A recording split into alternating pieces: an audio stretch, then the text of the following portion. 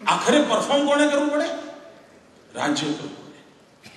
રાજ્ય પરફોર્મ કરે ને એના કારણે સમગ્ર દેશમાં કેટલાક વર્ષોથી રાજ્યોની અંદર આ વાતાવરણ ઊભું થવા માંડ્યું છે. કેટલાક રાજ્યોમાં વહેલું થયું હશે, કેટલાક રાજ્યોમાં મોડું થયું હશે, કેટલાક રાજ્યો હજુ કદાચ એ દિશામાં વિચાર કરતા હશે. પણ કુલ મિલાકર કે આ દેશની પ્રગતિ કરવી હોય તો રાજ્યોએ કંઈ કરવું પડશે. રાજ્યોનું ઇનિશિયેટિવ જોઈએ, રાજ્યોની લીડરશિપ જોઈએ, રાજ્યોની યોજનાઓ જોઈએ, રાજ્યોનું અમલીકરણ કરવું જોઈએ અને એનો અંતિમ સરવાળો એ બને કે દેશ આગળ જાય. ગુજરાતે કંઈક કર્યું તો આગે દેશમાં ચર્ચા છે. ગુજરાત આગળ વધ્યું, ગુજરાત આમ કરે છે, ગુજરાત એ કરે છે, ગુજરાતે આ પ્રગતિ કરી. આપણે જયારે ગુજરાતની વાત કરતા હોય તો આપણા ધ્યાનમાં આવે કે બીજો આ જિલ્લાની આ સમસ્યા દૂર થાય તો રાજ્યને આગળ વધવાનું ચાલુ પડે. ગુજરાતના ફલાણા જિલ્લાનું જો આ કામ થઈ જાય તો એકદમ રાજ્ય કૂદકો મારે. રાજ્યની અંદર ફલાણો જિલ્લો આ બાબતમાં જો સોલ્વ કરી દે પ્રોબ્લેમ તો એકદમ આગળ નીકળી જઈએ. તો રાજ્ય જયારે વિચાર કરે એના ધ્યાનમાં આવે છે કે જિલ્લા એકમોની સફળતા એનો સરવાળો રાજ્યને આગળ વધારે છે. આપણે ઘણા વર્ષોથી મથામણ કરીએ છીએ કે આ 26 જિલ્લાઓના જે 26 થાંભલા છે એના ઉપર આપણે રાજ્યને ઉપાડવાની કોશિશ કરીએ છીએ. બાય ડિસ્ટ્રિક્ટ લેવલે આપણે ત્યાં લીડરશિપ ડેવલપ થઈ છે. When I say leadership does not mean political leadership. When I say leadership means a team. District લેવલની ટીમ, એની દ્રષ્ટિ, એની મહેનત, એની યોજનાઓ. આના કારણે બાય લાર્જ આજે ગાંધીનગરને એવું ટેન્શન નથી હોતું કે પેલા જિલ્લામાં શું થશે.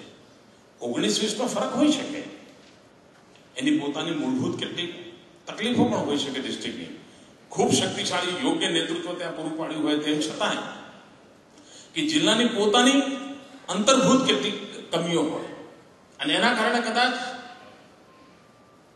19-20નો ફરક દેખાતો હોય. પણ બાય ગાંધીનગરમાં બેઠેલી ટીમને એટલો ભરોસો છે કે 19-20ના ફરક સાથે પણ આપણા જિલ્લા કંઈ કંઈ કરી રહ્યા છે, આપણા જિલ્લા પરફોર્મ કરી રહ્યા છે, આપણા જિલ્લા એચીવ કરી રહ્યા છે અને આ બધાનો સરવાળો છે કે આ રાજ્ય એક ઊંચાઈ પર જઈ રહ્યું છે. મિત્રો, આ વાત જે 26 જિલ્લાઓ પૂરતી થઈ છે એમાંથી એક મોટો શિફ્ટ કરીને આ તાલુકા કક્ષાએ આ સ્થિતિ લાવી શકાય. જિલ્લા વચ્ચેની શક્તિની સ્પર્ધાની સાથે હવે તાલુકા વચ્ચે શક્તિની સ્પર્ધા શક્ય બને. તાલુકા વચ્ચે વિકાસની સ્પર્ધા બને. તાલુકાને લાગે કે રાજ્ય હું ચલાવું છું. તાલુકામાં બેઠેલી ટીમને લાગે કે ભાઈ ગુજરાતના બાકી 200 તાલુકાને જ્યાં જવું હોય ત્યાં જાય, મારે તો અમારા તાલુકા નામ લઈ જવો છે અને આ ગુજરાતને મારે બતાવી દેવું છે કે આ તાલુકો આ કરી શકે છે. મારે આ વાતાવરણ પેદા કરવું છે. અગર 26 પિલર પર આ રાજ્ય અહીં જઈ શકતું હોય તો 225 પિલર પર કેટલું તાકાતવાર બને એનો તમે અંદાજ કરી શકો છો. ઘણીવાર તમે ગમે તેવા શક્તિશાળી માણસને મોકળાશ ન આપો તો એની તાકાત ગમે તેટલી હોય એ સૂચિત કામો કરવા ટેવાઈ જાય. અને જ્યારે માણસ સૂચિત કામો જ કરવા ટેવાઈ જાય ત્યારે એની ક્રિએટિવિટી નષ્ટ પામતી હોય છે, એનો ઇનિશિયેટિવ નષ્ટ પામતો હોય છે. અને ઈશ્વરે એક એવી વ્યવસ્થા રાખી છે જીવ માત્રમાં કે કોઈ પણ જીવ એના ઈશ્વરે આપેલા સામર્થ્યની કોઈ પણ ફેકલ્ટીનો ઉપયોગ જ્યારે બંધ કરે તો કાળક્રમે એ ફેકલ્ટી અસ્તિત્વ ગુમાવી દેતી હોય છે. પણ જો એનો ઉપયોગ કર્યા કરે તો પછી ઈશ્વર એ ફેકલ્ટીને વધુ ને વધુ સક્ષમ બનવા માટેની આંતરભૂત વ્યવસ્થા ગોઠવવી હોય છે. આપણે જમવાનું ચાલુ રાખ્યું છે ત્યાં સુધી દાંત નામની ફેકલ્ટી કામ કરે છે. પણ જે દિવસે આપણે એવું કંઈક ભણીશું ને વાંચીશું નહીં નહીં લિક્વિડ ફૂડ જ જોઈએ, રેડીમેડ જ જોઈએ, આ જ જોઈએ, ખાલી વિટામિનના ઇન્જેક્શન લેવાથી ચાલે, ખાવાની જરૂર નથી, તો આ બધું ફર્નિચર બધું નીકળી જશે, કોઈ જરૂરત નહીં પડે. 2-5 હજાર વર્ષ પછી આ બધા ફર્નિચર વગરના જ માણસો હશે, મોંમાં ફર્નિચર જ નહીં હોય. એમ મનુષ્યના જીવનમાં પણ છે. એની પાસે જે ક્રિએટિવિટી છે, ડિસિઝન લેવાનું સામર્થ્ય છે, એને જો મોકળાશ ન મળે, અવકાશ ન મળે, તો એ પોતે જ બોજ બની જાય. આપણો તાલુકો વાયબ્રન્ટ તાલુકાની અંદર જો મને મારી તાલુકાની ટીમ તરફ જોઈને કહેવાનું હોય તો એમ કહીશ, ઈશ્વરે તમને જે સામર્થ્ય આપ્યું છે એને મારે મોકળાશ આપવી છે, એને અવસર આપ્યો છે. અને અવસર શક્તિમાં પરિવર્તિત થતો હોય છે. બીજી બાબત છે, ક્યારેક કોઈ આપત્તિ આવે તો તમે જોયું હશે કે તાલુકાની ટીમ રાત્રે 12 વાગ્યા હોય તો પણ એવી ઝૂમતી હોય છે. તાલુકાની ટીમમાં ઇવન પટાવાળો પણ સૂચન કરે તો સિરિયસલી લેવાય છે. આપત્તિના સમયમાં પટાવાળો કે સાહેબ આનું આમ કર્યું હતો તો ટીડીઓને પણ થાય હા યાર આપણને સૂચ્યું નહીં, પેલો પટાવાળો કે જરા જોઈને ભાઈ આ ક્યાંક પડી લઈ આવું. દરેક ચીજ સ્વીકારવા માટેનું મન બનતું હોય છે, કારણ એ વખતે બધાને લાગે છે આફત આપણા ઉપરની છે. પછી કોઈને એમ નથી લાગતું કે ભાઈ આ તો પાણી પુરવઠા વિભાગની છે, એ લોકો જોઈ લેશે, નથી લાગતું. બધાને લાગે છે એને આપણા તાલુકામાં જલ્દી કરો ભાઈ, આમાંથી જલ્દી બહાર નીકળો. કોઈ રોગચાળો આવે તો કોઈને એમ નથી લાગતું કે ભાઈ હેલ્થવાળા પૂછશે, ના ગમે તેમ કરો ભાઈ, આપણે તાકાત લગાવો, એક્સ્ટ્રા માણસો આપો, વ્યવસ્થા કરો, ગાંધીનગર દોડાવો, રસ્તો કાઢો, બહાર નીકળો. આ આપત્તિ પણ દરેકના જીવનમાં આખી નોકરી કરતા 4 કે 5 વખત આવતી હોય. આખી નોકરીના કાર્યકાળમાં આપત્તિમાંથી ઝૂઝુમીને રસ્તો કાઢવો પડ્યો હોય એવી ઘટનાઓ દરેકના જીવનમાં 2 વાર 4 વાર જ આવતી હોય. બધા કે મારા જેવા નસીબદાર ના, જેને રોજ સવારે નવું આવે.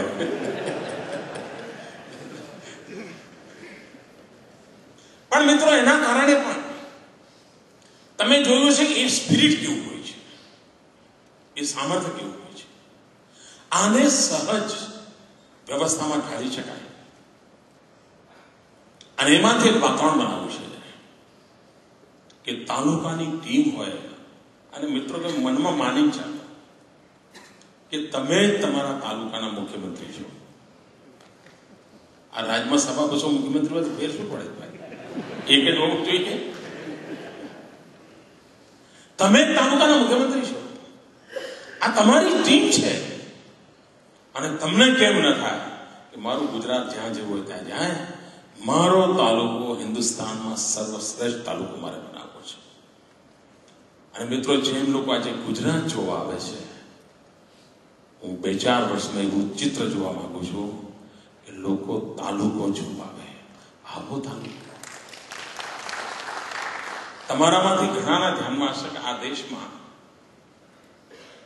એક એવો તબક્કો ગયો લગભગ 3 દશકા કે જેમાં કોઈ એક જિલ્લામાં કોઈ એક કમિશનરે, કોઈ એક ડીએમએ એકાદ ઇનિશિયેટિવ લીધો હોય, થોડી એકેડેમિક કામ કરવાની આદત પણ હોય, એને થોડા એકેડેમિક ફોર્મમાં પોતાના આઈડિયાને એને રજૂ કર્યો હોય, અને ધીરે ધીરે એ સ્કીમ યા ઇનિશિયેટિવ યા ઇનોવેટિવ આઈડિયા એ ઓફિસરના નામ સાથે જોડાઈ જાય છે અને આખા દેશમાં એ ઓફિસરના નામ સાથે મોડેલ તરીકે જોવામાં આવે છે. આજે પણ આ દેશમાં એવા અનેક મોડેલ કામ કરે છે જે કોઈ એક આઈએસ ઓફિસર કે તેના સરકારી અધિકારીના નામ સાથે જોડાઈ ગયેલા છે. એને એક વિચાર આવ્યો ને સોલ્યુશન શોધ્યું અને સોલ્યુશન કારગર નીવડ્યું. અને બીજા જિલ્લાઓ પણ વિચાર કરે, બીજા રાજ્યો વિચાર કરે તો ભાઈ પુનાની ફલાણા માણસની યોજનાને જોવો જરા કેવી રીતે તપાસ કરો. મને રેવન્યુમાં શું મોડેલ લાવ્યા હતા લોકો જોતા હોય છે. મિત્રો મને તાલુકામાં સ્થિતિ લાગી છે. તાલુકામાં એટલા શક્તિશાળી લોકો બેઠા છે અને એમની પાસે એટલું બધું વ્યવહારનું જ્ઞાન છે, રોજબરોજની સમસ્યાઓ સાથે અથડાતા હોય છે, અને એના કારણે એમને રસ્તો સૂચતો હોય છે. મિત્રો, ઘણીવાર સરકારનું રૂપ એવું બની જાય છે, કાં તો નિર્ધારિત કરેલા કામોને પાર કરવા માટેની મથામણ, રિપોર્ટ કાર્ડ બરાબર બનાવવાનો, હિસાબ કિતાબ માગે તો ખાનાપૂર્તિ કરી શકાય એ કામોને પ્રાયોરિટી, ખોટા ખાનાપૂર્તિ નહીં, પણ આવી હોય કે તમે કેટલા પશુને રસીકરણ કરાય છે, પછી પ્રાયોરિટી જ હવે પશુનું રસીકરણ કરો, ચલો ભાઈ જલ્દી કરો, હજુ 500 ફૂટે જરા બે ચાર પેલા 6 કામમાં જઈએ, 500 આપણો પતી જશે, દોડતો કેમ તો રિપોર્ટ કરવો પડશે. મિત્રો, આ બધું તો કરવું પડશે કે અચાનક હું એને બંધ નહીં કરાવી શકું, પણ આ જ કામ છે કે ના, તાલુકો પોતે જ નક્કી કરે કે મારો તાલુકો મારે આવો બનાવવો છે,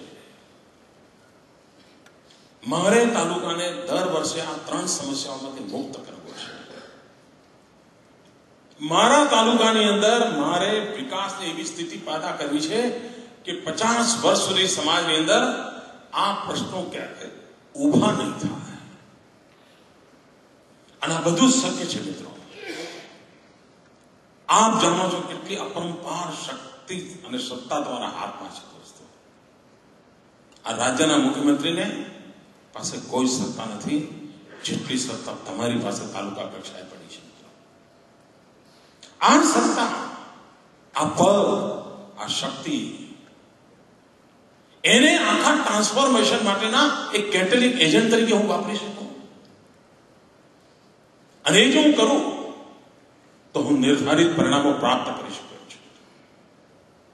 તાલુકા સરકારનો કન્સેપ્ટ યા વાયબ્રન્ટ તાલુકાની વાત જે કરીએ છીએ એ માત્ર યોજનાઓના અમલીકરણ માટે નથી. એ માત્ર ગાંધીનગરથી આવેલા કામોના લક્ષ્યાંકો પૂર્ણ કરવા માટે નથી. એ તો બધું ચાલે છે, ચાલ્યા કરશે, ચલાવતા રહીશું. આનો પહેલો કન્સેપ્ટ આ છે કે તમારું પોતાનું તાલુકાનું વિઝન બને. તમારી આખી ટીમનું એક સપનું થાય કે આપણે આ તાલુકાને આ ઊંચાઈએ આટલા સમયગાળામાં લઈ જઈશું. એના માટે આ માનવ શક્તિ લગાવીશું, આ યોજનાઓને એમાં સામેલ કરીશું, આ યોજનાઓને આટલી થોડી મોડિફાઈ કરીને આ રીતે મૂકીશું અને આટલા પરિણામ લાવીશું. મિત્રો, આ બધું જ શક્ય છે. અને ગુજરાતનો એક સારો દિવસ એ છે મિત્રો કે આજે વિકાસ કોને કહેવાય એની વ્યાખ્યા નથી કરવી પડતી. નહીં તો પહેલા તમે વિકાસની વાત કરો એટલે એમ પૂછતો હતો કે મારા છોકરાનું શું, એના મગજમાં વિકાસ એટલે આ કે એના છોકરાનું શું એટલે વિકાસ. આજે તમે રોડ પૂરો કરવા જાઓ અને પ્રોપરલી કોમ્યુનિકેટ કર્યું હોય તો તમે જોયું હશે કે તમારા જતા પહેલા દબાણ હટાવવા માટે લોકોએ બધી સગવડ કરી દીધી હોય છે. 80% કેસમાં કોઓપરેશન હોય છે. આ રાજ્ય એવું છે કે જ્યાં અનેક જગ્યાએ ડિમોલિશન સેલિબ્રેશન બની ગયું છે. લોકો ઉમંગ ઉત્સવ તરીકે ચલો ભાઈ હટાવો, ચલીએ સાફ કરો, ચલો પોળું કરો. આનો અર્થ એ થયો એને વિકાસની સમજણ પડી છે, એને વિકાસની ભૂખ ચાલે.